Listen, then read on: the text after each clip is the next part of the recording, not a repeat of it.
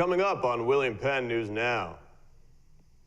William Penn's computer club has recently started experimenting with mining virtual currencies. WPNN reporter Jimmy Ott has the details. Reporter Cheyenne Hawkins takes a look at misconceptions surrounding William Penn's Delta Beta Phi Fraternity. And the Intramural Soccer Championship was decided last Thursday on February 22nd. William Penn News Now reporter James Rivera has more details. All this and more right here on William Penn News Now.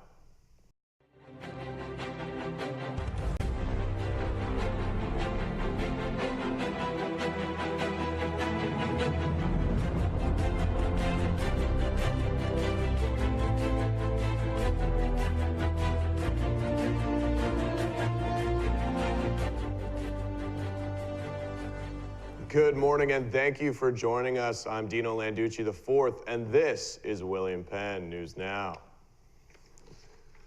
Students involved with the computer club have been working with a new form of currency, one that exists in the digital space. WPNN reporter Jimmy Ott has more details. William Penn University's computer club has recently started experimenting in mining cryptocurrencies like Bitcoin. Instructor of computer science Josh Studding says they are mining the less valued currency called Ethereum through the process called hashing, which is a process that involves a network of computers working together to verify if a transaction of cryptocurrency is authentic. If the transaction is cleared, then the computers who help verify the transaction are rewarded with some of that currency for their work. Studding says this process may seem complicated, but it's like using a credit card at the store. So mining is really just putting your computer to work and processing transactions. It'd be like if your bank was verifying you have money in your account before you swipe your card at the gas station to pay for a candy bar. We're doing the same thing, just on a massive scale for a currency that's completely digital. However, building a computer to mine cryptocurrency can be an expensive investment. Gilberto Rodriguez, a junior who helped find the necessary parts for the mining rig, says they can cost up to thousands of dollars. But for the most part, it's going to be about $3,000 if you want a decent rig. Studding says the monetary value of the currency and the cost of the equipment is not their main concern. Instead, he puts more value on the students' hard work and what opportunities they have opened up because of the project. From our perspective, if there is no value in mining cryptocurrencies or owning cryptocurrencies, we still have value in determining skills and determining the processes for mining, and we have also invested in advanced computing hardware that will allow us to do tons of projects in the future. For WPNN, I'm Jimmy Ott. SwiftPage CEO and William Penn alum John OShea visited the campus last Thursday. OShea turned a small startup company in Denver into a large global community. With over 30 years of experience, he shared with the audience the three major lessons he has learned in how to make other emerging companies profitable and sustainable. And above all else, the reason why he does it all and what success means to him. That's what this is all about.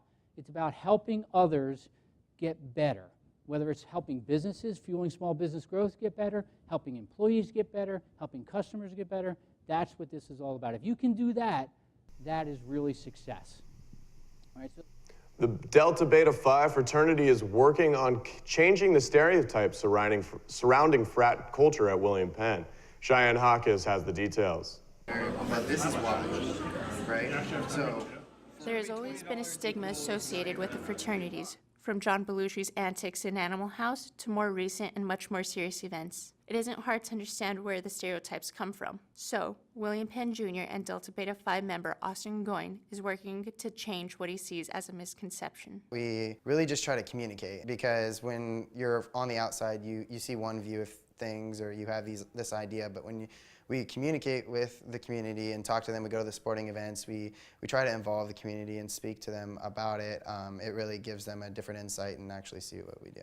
Austin's goal is even more personal due to the Delta Beta Phi's history. We have been removed from Greek life on campus. There was an issue that I believe it was with hazing, and that was a little bit of a dark time for us, and we are actually really fresh. We came back the fall of 2016, and we've really tried to revive what it really means to be Delta Beta Phi. Austin says the key to revival is higher standards and a focus on the future.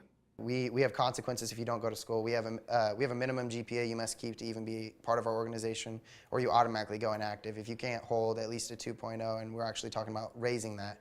And that really incentives for people to keep their grades up. These study nights make it easy because not only are we getting together and having that bonding time, but we're also really are focusing on school. We're helping one another, that kind of thing. For William Penn News Now, I'm Cheyenne Hawkes. Los Tomateros are the winners for this year's Intramural Soccer Tournament. They pulled out a huge upset victory against Steve Lee FC. James Rivera has the story. Los Tomateros are the winners for the Intramural Soccer Championship final game that took place on February 22nd on the packed turf. The two teams provided an intense game for the crowd. In the final game, Steve Lee FC was expecting an easy victory because Los Tomateros were in 4th place in the group table, and Steve Lee FC were in 2nd place. Both teams made it to the finals by winning in a controversial way with penalty kicks. In the end, Los Tomateros prevailed by scoring in the last minute to defeat Steve Lee FC 4-3. Seniors Francis Caroma and Emmanuel Esparza expressed their experience about how well the tournament went. Guys were very competitive, everybody, even the girls were very competitive, but it was sweet at the end. They gave us a run. I mean, we had to come down, so it was a really, really good game. I'm happy that we came out with a great outcome, and it's been amazing and enjoyment, and just it's full competitiveness, and that's all it's all about. After the game, Luke Lesring, the intramural director, handed out intramural sports championship shirts to the winners. Celebrate. For William Penn News Now, this is James Rivera. 2 new sports are headed to the intramural lineup. 6-on-6 dodgeball played Thursdays, March 15th through April 19th are open to students, faculty, and staff. And floor hockey, that's 5-on-5, plays Mondays, March 12th through April 16th. Both played in the upper gym. Signups for both sports are on imleagues.com or outside of the pack 210. And with that, we're going to wrap up the show. I'm Dino Landucci IV, and thank you so much again for tuning in to William Penn News Now. Have a great weekend, everybody. Good night.